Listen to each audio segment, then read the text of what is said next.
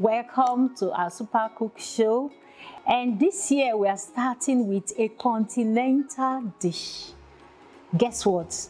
Chinese fried rice. I have my liver, I have my shrimps, I have my chicken. That's a suitable accompaniment for the Chinese fried rice. I have the egg and the onions to eat. It's not greasy. And then the rice is still sounding singly.